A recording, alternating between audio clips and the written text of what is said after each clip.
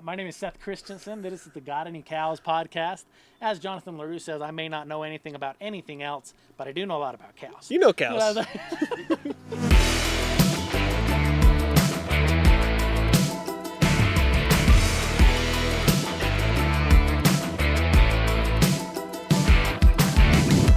So I'm Seth Christensen. We're here with the Got Any Cows podcast. Today I've got Dalton Sorensen here with me. Dalton, if you'll introduce yourself a little bit and just give people a feel for who you are and what you do, that'd be great. Yeah, I'm Dalton Sorensen, 27 years old from Spanish Fork. It's about 150, 160 miles south of here. My family raises Angus cattle, so I grew up doing that. We sell bulls and replacement females. Grew up showing livestock, steers and heifers, so that's kind of been my driving force to get into a lot of the things that I am into now. And yeah, I mean, I met Seth when I was up here going to college. I think it was John's wife posted something on Facebook. Oh, man, yeah. Looking for someone to get cattle ready for pictures or to sell. I can't remember what it was, but a friend of mine saw it. I had been running around clipping and trying to help people with that type of deal. And yeah, we got lined up and rest is history. Yeah. I say, so we both went to Utah State there down to Logan. Yep. What did you study while you were at Utah State, Dalton? Animal science. Yep. So we'd have both been in that program. So I guess walk me through how did you learn, I guess, how to clip and or how to picture cattle? I mean, how did you get that stuff figured out? Because I don't know how to do it. Right. That's why I have you come do it. Yeah, I mean, our farm, it's run and owned by my dad and my two uncles. Mm-hmm. Growing up, they showed cattle, and I wouldn't say that they were super competitive back then, but when we started showing, we wanted to do good. Yeah. And, I mean, it took us, I'm the oldest in my family, oldest of 6, so I was kind of the guinea pig. Yeah. So when I first started showing, I mean, we didn't know what we were doing. And, I mean, you can show from the time you're 8 to 18 here in Utah. So after 5-6 years, we finally started getting things figured out. My dad is who taught me to clip, and my brother and I have just kind of taken it from one level to the next step up, you know. Yeah. We're always looking at what other people are doing, see if there's something we like that they do. We add it to our deal. And yeah, I mean, just doing it is basically how we learned. Right. There's a ton to it. I mean, I only ever showed once as a kid, and I took one random steer to the county fair and had no idea, you know what I mean, what that entailed. As far as I didn't realize, you know, what it was going to require from a feed standpoint. I didn't understand at all what it was. I mean, I literally had the steer in the pen. I think it just, you know, got fed hay like everything else in the pen. Drug it around like behind the tractor because I couldn't get it to break to lead, and then like took it to the fair. Like, you know, it was like literally like everything you could do wrong. I did because I didn't realize all of what it entails, and so I never did learn, you know, really how to clip or present cattle or prep cattle or have them ready, and so it's been valuable, you know, to have your experience there. And it's really just been the last handful of years that we've put the effort into getting professional level pictures. Yep. And we still do plenty of, you know, cell phone shots and things like that where we're just getting this as an animal on pasture on a given day, get the best lighting and angle we can, and that's about it. Yep. You know what I mean? It's going to be a cell phone camera. There's not going to be any prep of the animal. We still do a lot of those shots. But if somebody decides, hey, I've got an animal I want a professional level picture of, if you're going to go through even just selection of those animals. And I mean, this is something we've been working on just barely. Today's picture day for us, you know, I mean, we're going to be working here. And even this year, I mean, this is a learning curve for me. But I mean, initially I was thinking, hey, let's go ahead and do like, we've got like 30, you know. But after looking at them, thinking, you know what, we're better off to focus on the best 10. And I mean, this is, I guess, just making the point that it's not like I've got this nailed or I've got this figured out. You know what I mean? Every year, it's another iteration of figuring out, hey, how do we tweak our process, or what Yeah. works for us? You know what I mean? Everybody does it differently, right? And even for us this year, we were going to picture donors, studs, and weanlings, bulls and heifers.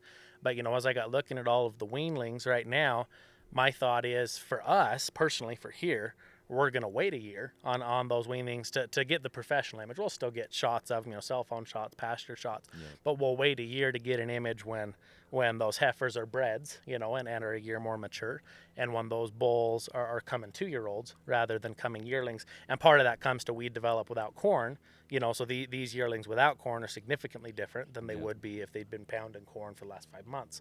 Right. So what would you say if somebody tells you, hey, I want pictures done, walk me through, I guess, animal selection and what matters there, or what makes a difference as far as an animal that's worth picturing versus one that's not? Right. I mean, picture day for most people is sale day, especially, I mean, you sell online. A lot of the stuff we sell, my brother and I at least, is online. And so it doesn't matter come sale day how they look. Picture day is when they got to look their best. Mm-hmm. And I mean, it's like you were talking, maturity is huge, where you guys don't feed on them very hard. You've got to wait for them to get to that stage where they look their best. Right. And like calves that are coming off their mothers and have been weaned for a month, 2 months, 3 months, they're going to look kind of scraggly and rough. It's like an ugly teenager, It lanky is. teenager stage It almost. is. Yeah. And it's hard because we see them as calves and we know who they are and how good they can be. Right. And then they hit that stage and you're like, oh man, what do we got going here? Me, like earlier this week. But yeah, I mean, if people can realize that, and like in your situation, picturing ones that are mature and ready now is what works. For us, like we have an online steer sale, and those calves are springborns. They get weaned earlier than most springborns probably, so that they can get on feed. And like those, we can get along picturing them now because they've been fed on. Right. But Right. that is a totally different game than Yeah. what we're doing here. Right. You know? Well, and even I look at year over year, we rotate through different pastures, and if these calves are coming off of a really lush, green, a nutrient dense pasture, they would look quite a bit different. Right now, the pasture they ended up being on, just with the way the rotations came together, was dry. It was tough. You know what I mean? And those animals, if we were to picture them today, it wouldn't be a fair representation of their genetic potential. Exactly. Because of where they're at from a nutrition standpoint. So when you say putting them on feed, what do you even mean by that? Because again, I mean, I'm learning right there with everybody. Feed isn't something we hardly engage in. I mean, here it's kind of either it's grass or it's hay. But when you talk about getting these animals ready to where they do look good and they're growing at an aggressive rate at a young age, like these springborn calves, what kind of feed do you use? And what age do you wean? What kind of feed do you put them onto to have them look that good that young? Right. I mean, when calves are coming fresh off the cow, a high fiber diet is best just to kind of get them going. I mean, their guts are at a stage that they should be able to handle most anything, but it's just like any type of cattle, a bunch of corn can screw them up, you know. And there is merit in feeding grain that's high energy. We have to get our cattle bloomy and get them looking right. But I mean, for us, we don't want to be burning up feet and messing them up for the rest of their life, so we take it pretty gradual, high fiber. Yeah. And kind of going back to something you said, those calves when they're on their mothers in like green lush pasture, they look awesome. Oh yeah, yeah.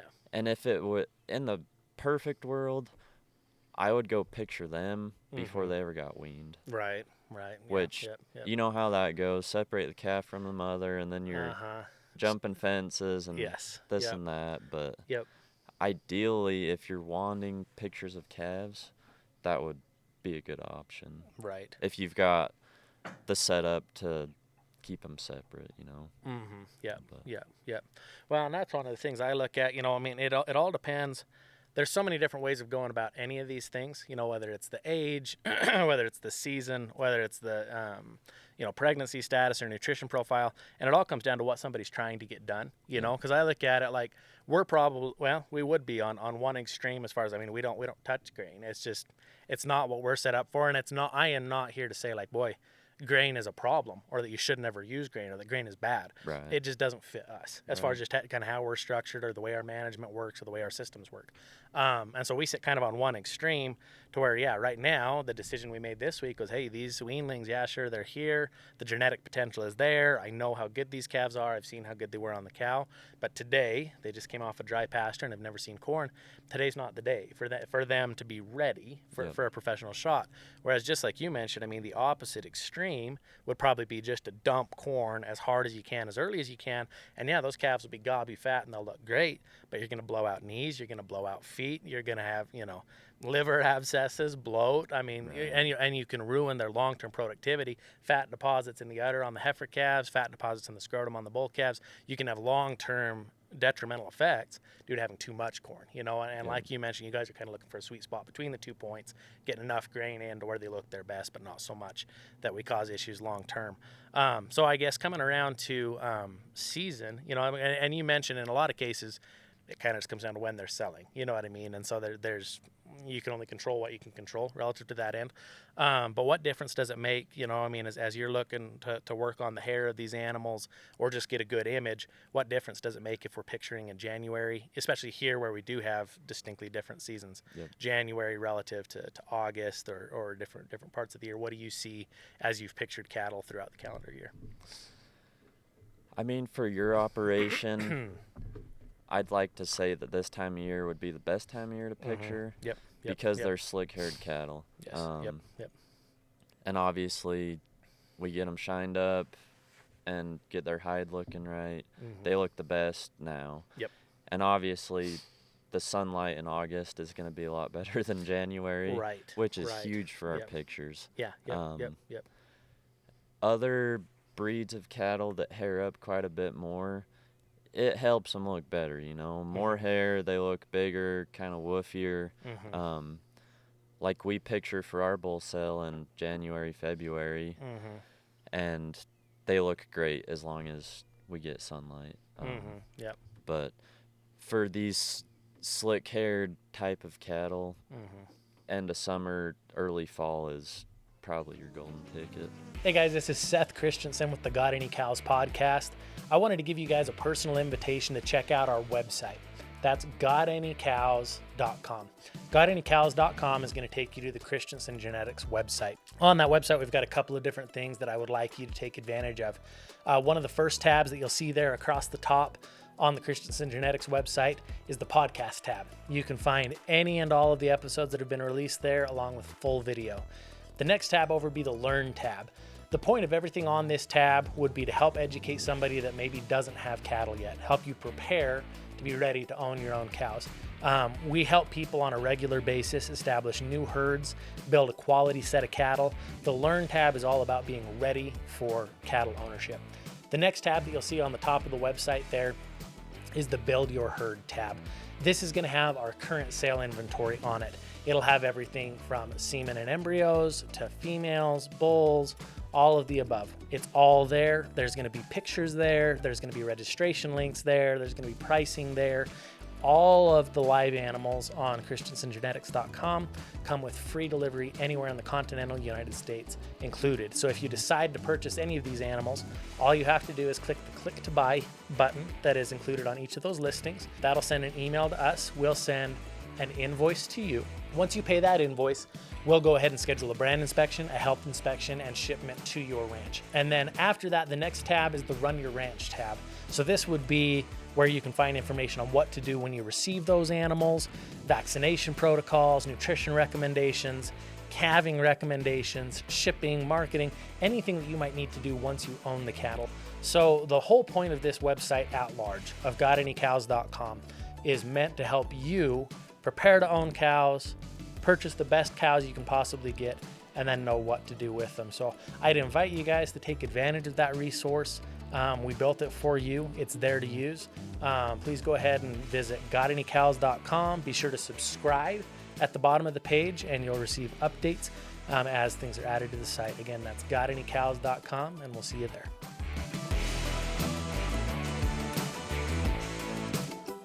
How do you go about finding a photographer? I mean, we got lucky, and like you mentioned, I mean, initially, we had you here prepping the cattle, and then we've worked with Wyatt DeVries to do professional photography historically. And Wyatt is on to greener pastures, literally. Wyatt is focusing on his cow herd and doubling down there, and obviously wish him all the best with that project. And so we're working together with you specifically on pictures in addition to all the prep work that you've done for us historically.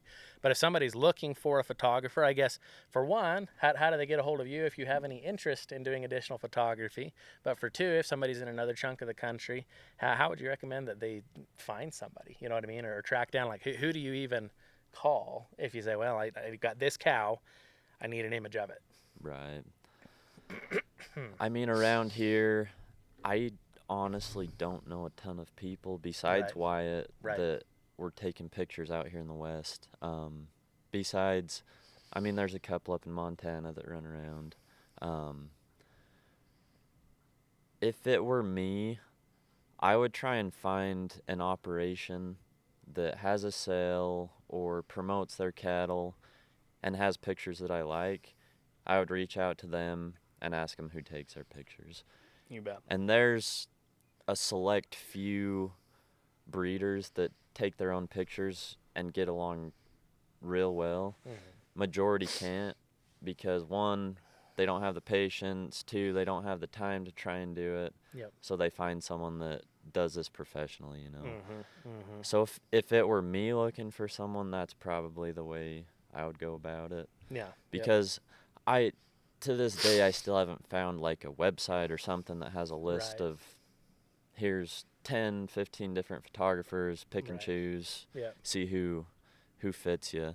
But Ellen, and I'm glad you mentioned that, because as I was just thinking back through how did I even find Wyatt, who did our pictures historically, and Laramie Stipe is a friend of mine that we've worked together on a couple different things. He's out of Oregon, and so just kind of here in the same area, and I saw that he had turned out some really nice pictures that I was really impressed with.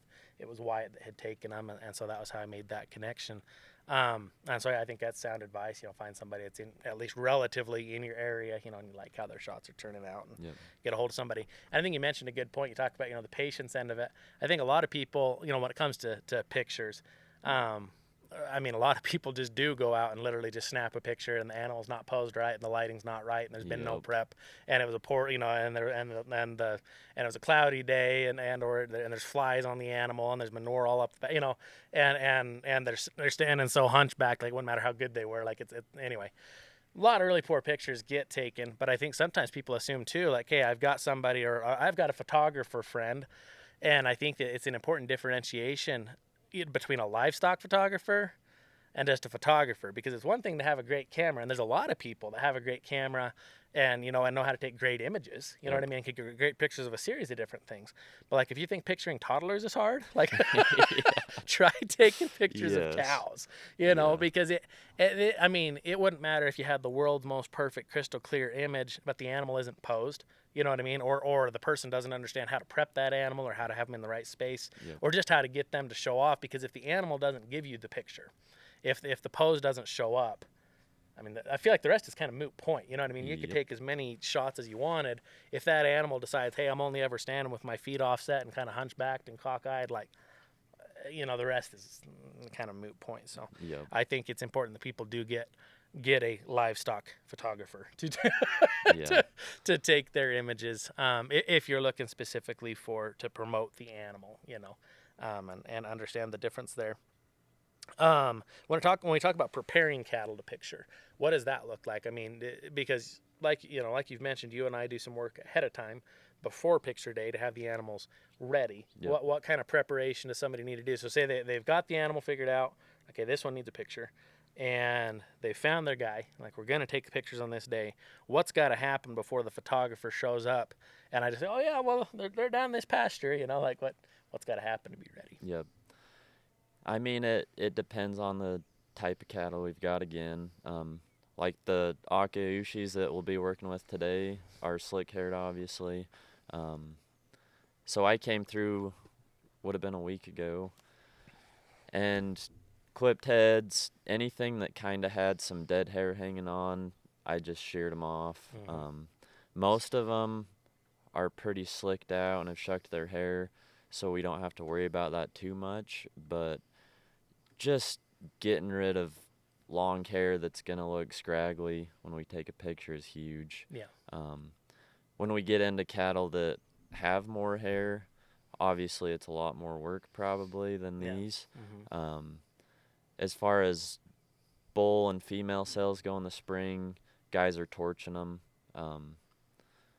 Like for our steer sale and that end of the deal, I mean, those things are getting clipped out to the nines and looking as good as you can get them, you know. Right. But no, I mean, just, and you've said it a million times, just clipping their head and their top can completely change them. You wouldn't think so, but it really cleans them up and makes them look better. And presentation is, I mean, that's what we thrive off of when we're trying to sell stuff. Right. Because people want to be a part of something that looks good. Yeah, you bet. And I mean, we set up a stall at a show or at a sale, and we try and make that look as good as we can because it draws people in. Right. And it's the same way with your cattle. Yep. If they're looking right, then people are drawn to that. Yes. Yep. And one of the conversations I have that's really common, you know, as I talk especially with new breeders, is they'll get some animals that are really well bred, you know, and they've invested time and effort and money in getting well bred animals, but then they're poorly presented. There's either no pictures, or there's really poor pictures, or the animals are in really poor condition, or again, lighting's wrong, season's wrong. I mean, a million different things are wrong. And like for us, you know, we end up picturing in August because the cattle are slicked out, you know, so they're all shedded out. We've got the extra hair off of them. They're cleaned up. And for us, we generally calve starting in September. And so our heavy breds are going to be their heaviest at that point. So that'll have those females will be bellied down, heavy in calf. They look good. It's a good time of year as far as, you know, we're not dealing with a lot of muck, a lot of mud. You know, things are pretty dry. They're pretty clean. And as long as that animal has enough maturity and or is coming off a pasture with sufficient nutrition, they look pretty good, you know. And like I mentioned, this year, you know, I mean, last year we pictured some weanlings and it turned out okay. And it gives you an image.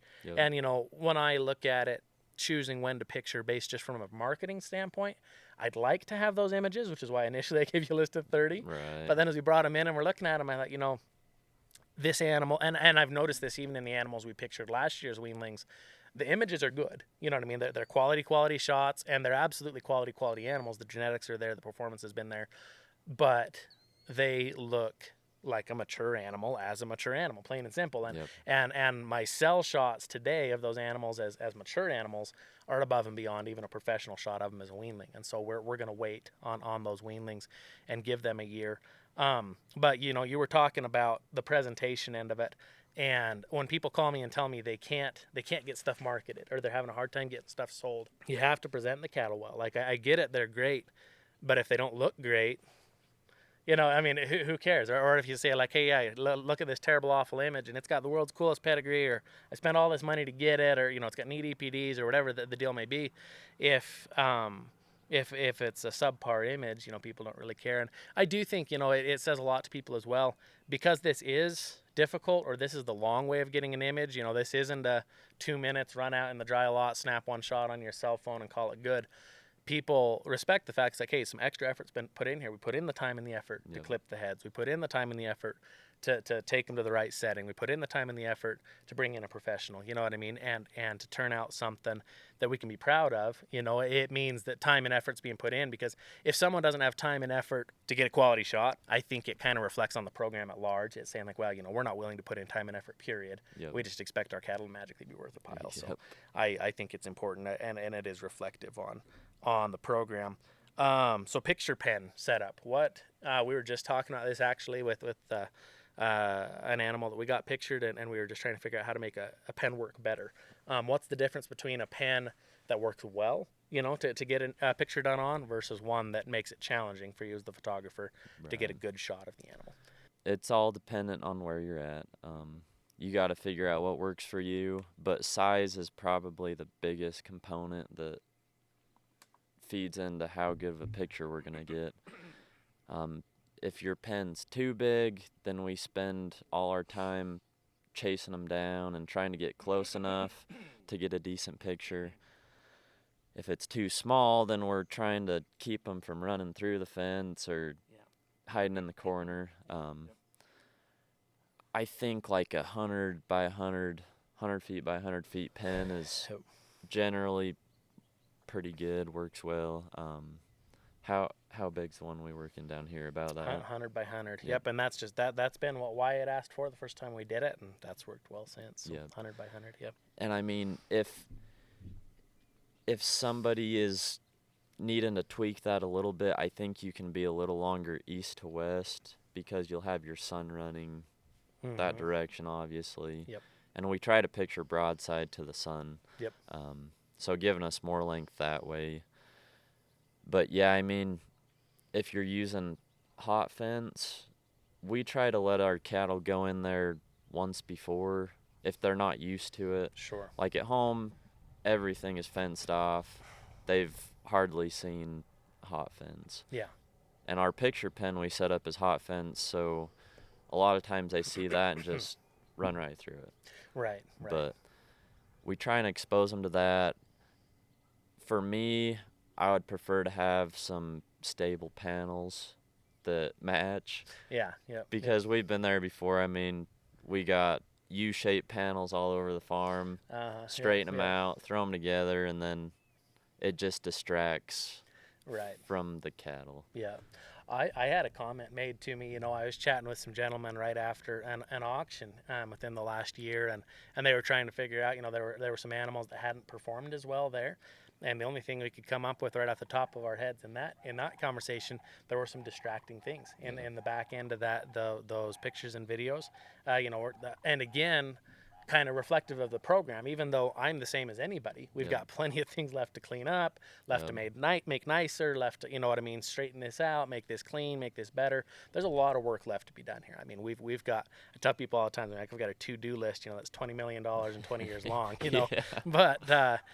But when it comes to getting those shots, having a good clean background so that it doesn't distract. Because in this setting, we felt like it had devalued the animals. You know what I mean? They brought less money because there were some distracting things in the background of those images. Yep.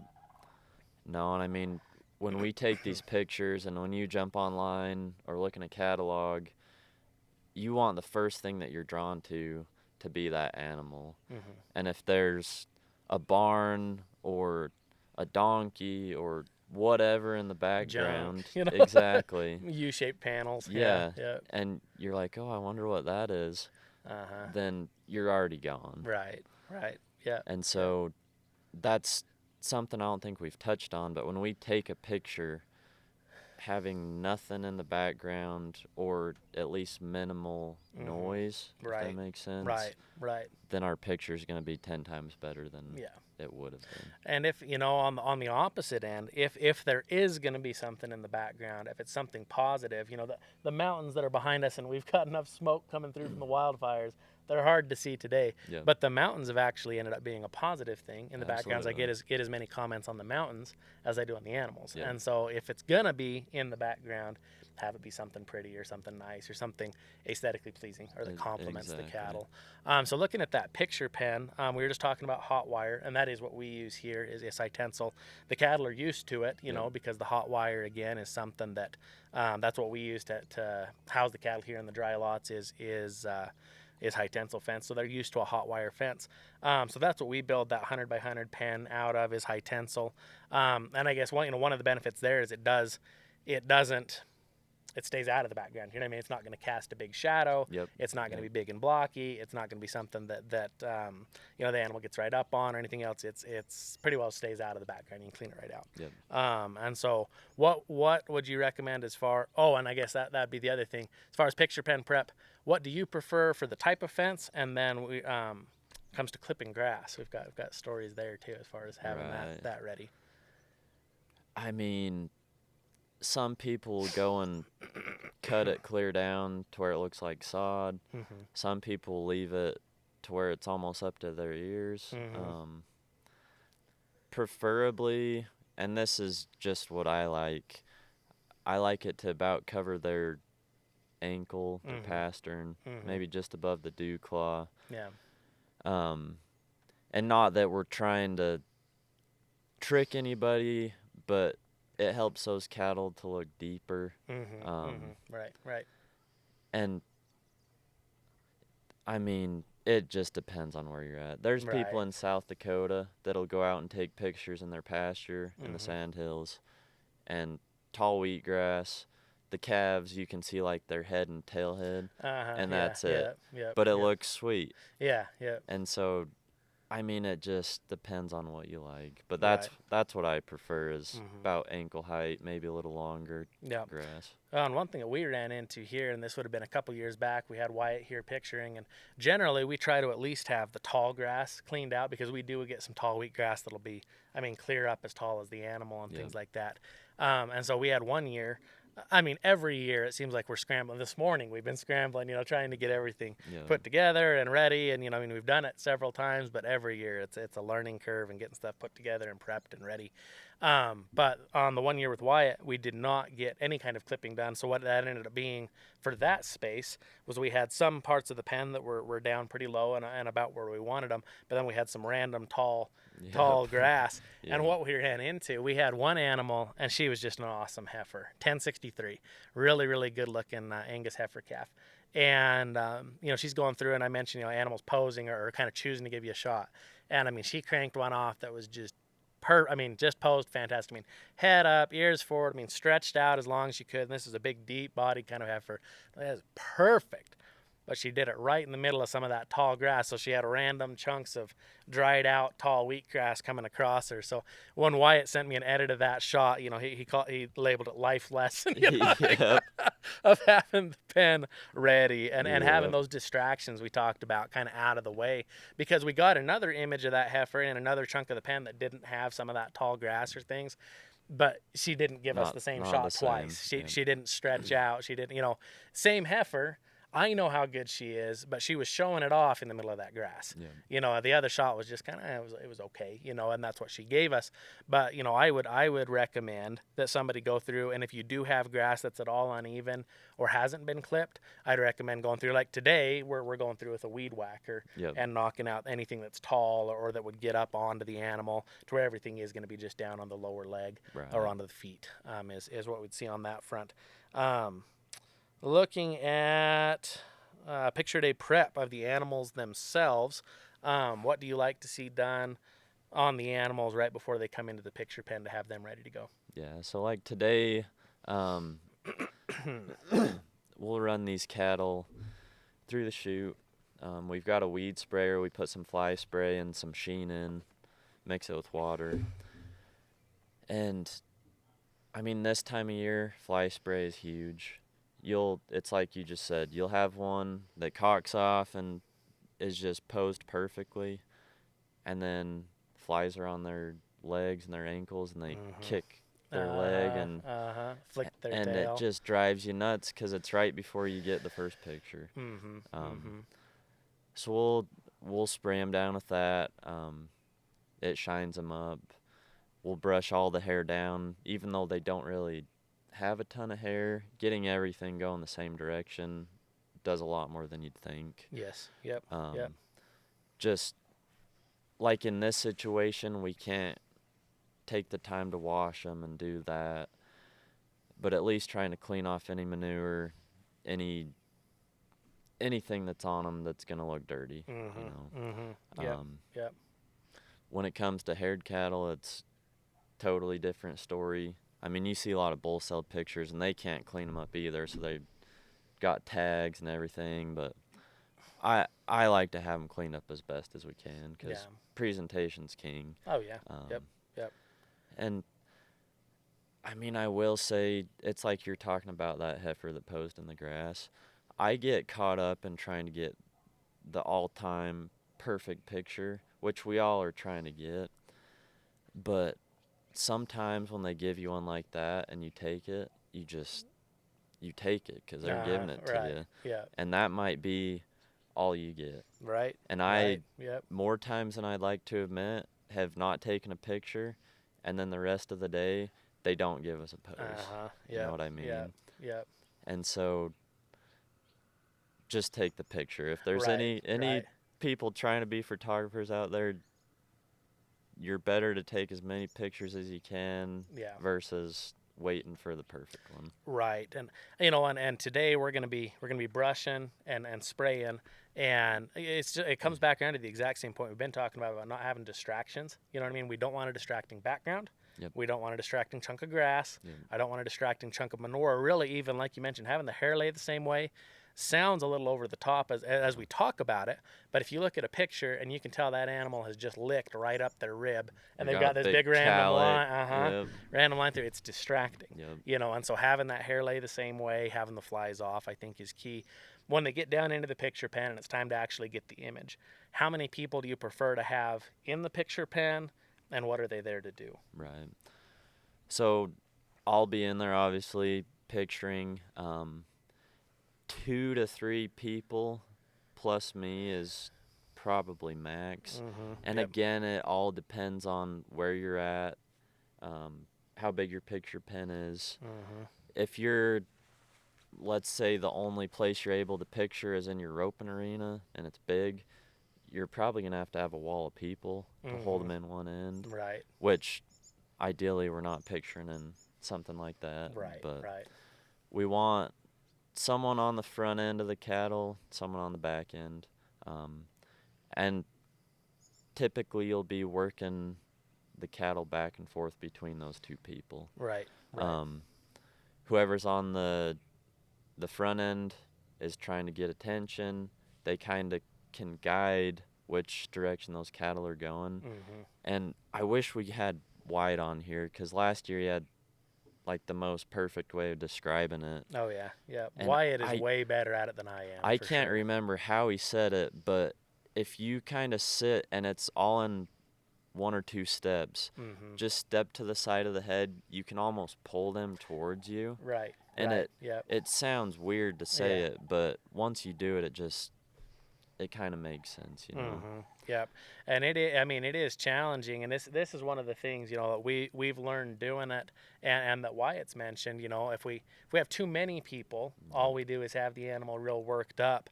And so it's important to just have a couple, and it is a real, there's almost an art to it, and like Wyatt is incredible to watch work, you know what I mean? Like Wyatt is really good at what he does. And even for me, like I've dealt with cattle for a long time, and I'm very comfortable moving or herding cattle, or how to apply pressure or leave pressure, and how to, just good stockmanship. But it's a whole another level to do like what Wyatt does. And get those animals in the picture pen. It's hard because usually I'm just trying to move an animal. Right. Whereas in the picture pen, we're not only trying to get them lined up so that they're like you mentioned, perpendicular to the light, so we're getting a good full, don't have distracting shadows. But then you've got somebody out in front, and you're trying to kind of, like you mentioned, almost kind of pull ahead or get them to where they're paying attention, or their eyes are up, or their ears are up, or you know what I mean, they're focused on you, and trying to pull an animal versus just push an animal. I am terrible at, but anyway, it's quite the deal. I would mention too, you mentioned having a couple people in there, one to kind of push the animal, one to pull, and then you're taking the image. So there'd be a total of 3 of us, one person taking the picture, one pushing and one pulling. But I would mention too, if you've got a group of people that you could have helping the photographer, put your most patient too, in the pen, because this isn't you can just lean into it and make it happen. You can't force a good picture. You can't push a good picture. The harder you push them, the less likely they are to hold still or give you a pose. Like, you can't force your way to a good shot. You just can't, And so it is a tedious job. It is a frustrating job. Absolutely. And I think it's really important that you have, even if you've got the world's best photographer in there, if you've got 2 people that can't keep their cool and work them slow and keep it easy, you're going to be in trouble. And be just willing to, it does end up getting a little ridiculous, to quote Wyatt again, he says, there's no shame in the picture pen, because whatever sound or whatever you got to do, done all sorts of noises and dances, just trying to get that head up and those ears forward, that stretches that animal out. And the exact same animal truthfully, coming down to even the dollar value, the exact same animal with a poor picture when they're hunched up and angled wrong and dirty and whatever else, versus the same animal but with the right picture that's stretched out and that head's forward and they look right and they're cleaned up and they're prepped. Yep. The dollar value is different. Absolutely. Between point A and point B, and but that's getting those heads up and ears forward, like, can be difficult, Yep. and getting them posed where kind of lining up the front feet and kind of spreading out the back. And anyway, it's a job, but that's one thing that we've learned is that you can't, if anybody is, I mean, nobody's perfectly patient, right? I mean, everybody's going to get somewhat frustrated at some point in the picture pen, but you can't put somebody in that's just assuming, boy, we can just lean into this and force it, because it is not how it works. Well, I mean, a lot of the time we're trying to get one step out of them, Mm-hmm. which, if you've been around cattle, that's pretty difficult. I mean, Yes. you ask for one and they're going to give you 100. Right. And so, yeah, that's huge, just being patient and being ready. I mean, 9 times out of 10, when those cattle hit the picture pen for the first time, Mm-hmm. that's when they're going to give you the best shot. Yeah. 9 times out of 10. Yep. And so if we're not ready, then we might as well have left them up on the hill or in the chute or wherever they were before. Yep. And yeah, just being ready. So don't rush it. Uh-huh. Yep. Yep. It is important. Like, if you got guys back at the chute prepping them, like, I want patient people in the picture pen, but if they're riling them up there, then it's gonna make our job harder also. So right. That has some merit in it as well. When it comes to the job you're doing, so you're behind the camera, what are you looking for as far as lighting? What are you looking for as far as a pose?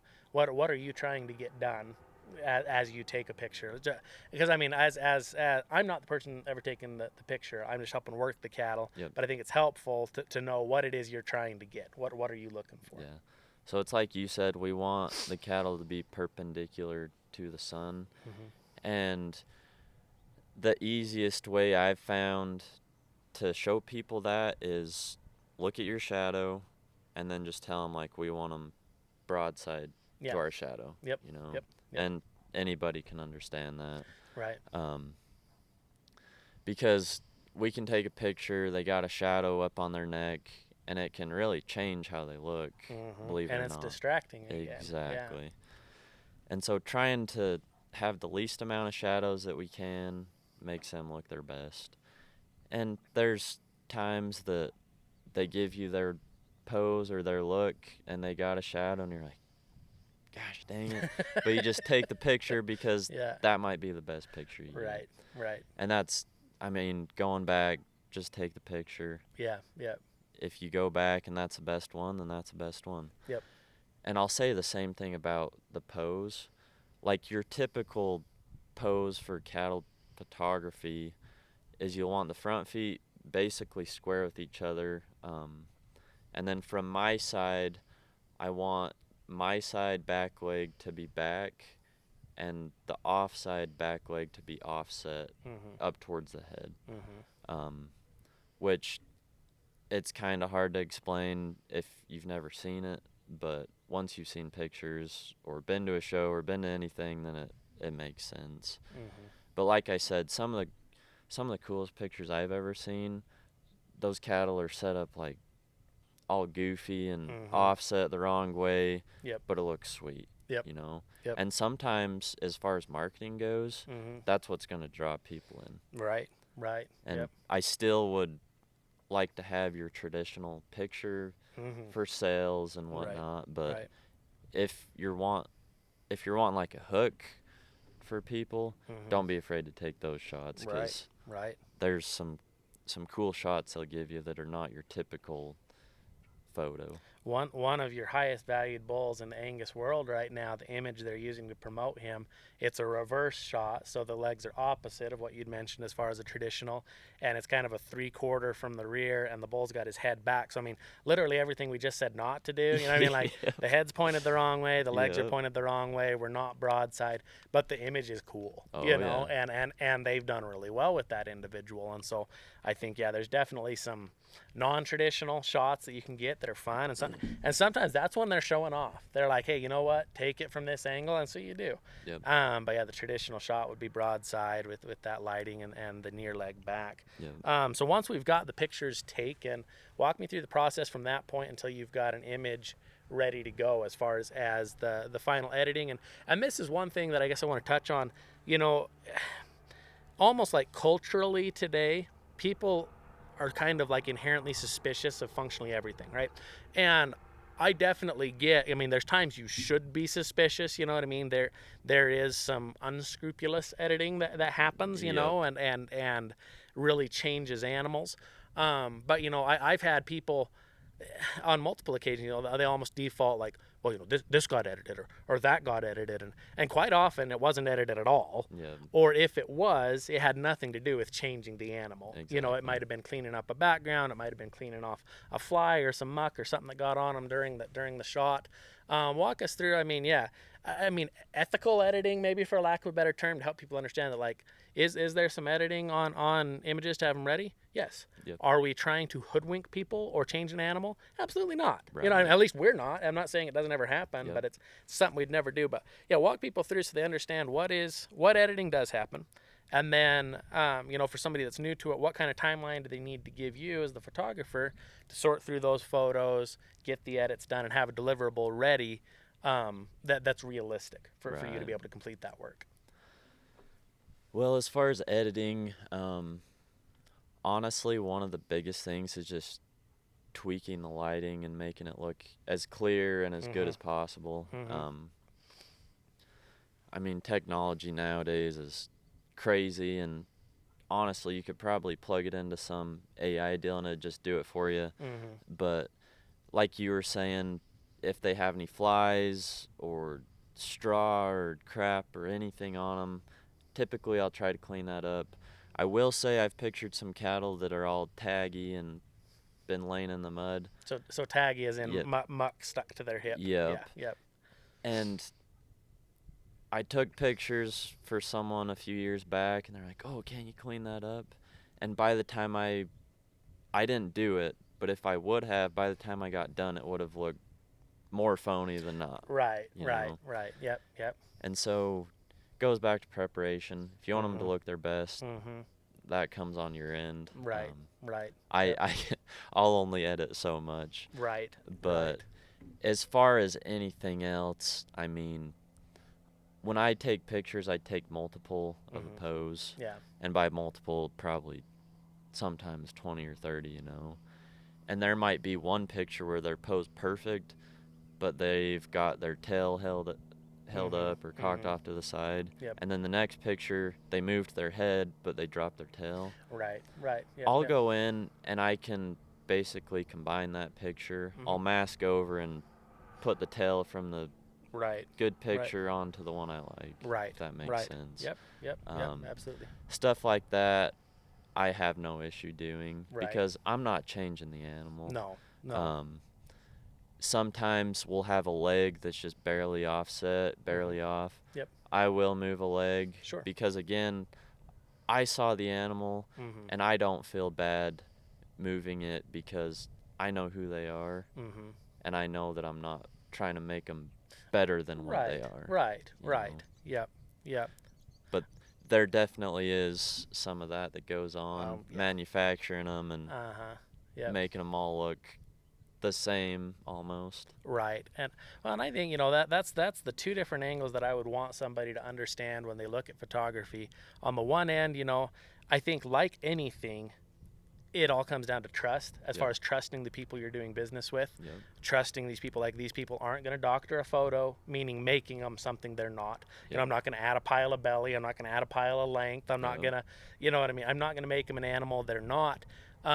Which it does happen, and I mean, obviously, you know, we're not here to throw around names or exact examples, but it's like anything. I mean, if you can't trust the person you're doing business with, then at that point you can't trust their pictures, you can't trust the weights they've reported, you can't trust the ultrasound reports they've recorded, you can, Yeah. you know, you can't trust any of what they're doing. So it does all come down to trust with who you're doing business with. And you know, I mean, it's a big deal to me to earn that trust with people, and Oh, and to yeah. take care of folks and have people be confident, you know, that they can bank on what I've said and what I've represented being the truth. But then the other thing I guess I want people to understand, if somebody's coming in new, you know, if you have a photographer out to your place, you're not necessarily going to have deliverable pictures the day you took the shots, right? And helping people understand that there is a lot of work, and I think, you know, like anything, being respectful of people's time, you know, of anybody that's an independent contractor of any kind, whether that's a photographer or somebody that's trucking cattle or whatever else. All of these things involve a lot of work. Yeah. And all of these professionals are taking care of a lot of people, and I think it's really important to be respectful of the fact that, like, hey, I want you to come back next year, Yeah. so I'm not going to be harassing you every 15 minutes from the time you take the Yeah. shot until I've got a deliverable. Like, understand there is some time associated with that work, and, and like anything, to be respectful of the contractors you bring in or the professionals you have come help you with things. And I think that kind of walks through the process, really. I mean, from the beginning of I need an image all the way through to the tail end of, hey, here's a shot of this animal. It's well represented. Is there anything else that you'd like to throw in there, Dalton, or do you think that maybe a point I've missed or something people should know if they're trying to get pictures done of their animals? Right. No, I mean, going back to that timeline, I've pictured for people that are like you're saying, they're just bugging you, like, hey, do you have this yet? Do you have this yet? Yep. And sounds terrible, but when you're doing that to me, it makes me want to put it off longer. And not that I do that, but that's how my mind's working. Oh yeah, no, it's understandable. So I mean, I'm flexible, and I work with people because I want the people I'm helping to make money. Right. And if they've got a sale coming up and they're trying to advertise, you know, I'm gonna try and crank those pictures, videos out as quick as I can. Right. But you should plan for a week, 2 weeks, sometimes more. Sure. And like I said, I'm flexible. I don't mind pulling an all-nighter, trying to get things done. Right. But I don't like to do that. You don't want to do that every time. Yep. Yeah. I can only do it for so long. Yep. But yeah, I mean, if people just understand that your preparation pays off, it's huge. Yeah. Preparation, presentation, sells. Yep. People want to be a part of something that looks cool. Yeah, you bet. And like, we sold some steers in a live sale last year, and we set up our stall. We put down some artificial turf. Looked sweet. Yeah. You know? Yeah. And the cattle we had were good, and we had them looking right. But were there better cattle there? Probably. But at the end of the day, we outsold everything there almost by double. Yep. And we're like, what in the hell, you know? Right. But it just goes to show that putting in the time and the effort pays off. Yep. It might not seem like it at the time. The first time you do this, maybe it doesn't. Right. But keep at it, because in time it all comes around. Right. Well, and that's kind of been my experience too. I mean, the work that we do is we sell genetics, but then a large part of the reason I've wanted to do this podcast is I want people to do well with the genetics they've gotten here, and obviously we're going to do everything we can to deliver them an awesome genetic package, you know, that has all the potential in the world, but there's a lot of pieces from there all the way through to them realizing their return or achieving whatever goal it is they've set out to achieve. And I want people to have the knowledge, I guess, or the tools they need for those animals to express their genetic potential, or to present those animals in a light that's favorable. Because if you get the world's best genetics and then you don't do anything else, you know, that there's no nutrition program, there's no marketing program, there's no pictures, there's no nothing, expecting them to magically sell well is a fallacy. Absolutely. And so I think, you know, that would be my hope, is that, you know, there'd be something within what we've just talked about that would be of value to people in understanding how can we present these animals that they are good, how can we help people see that they're good, Yep. you know, and understand that. So, no, I think we've probably pretty well covered her from one end to the other.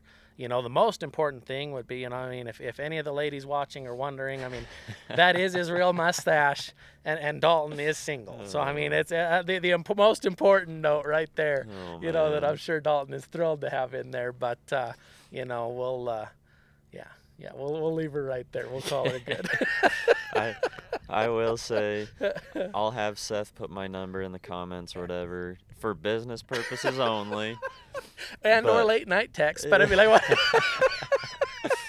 No, but on a serious note, I mean, I'm busy. I work a full-time job and try to do this stuff on the side. Yeah, but yeah, absolutely.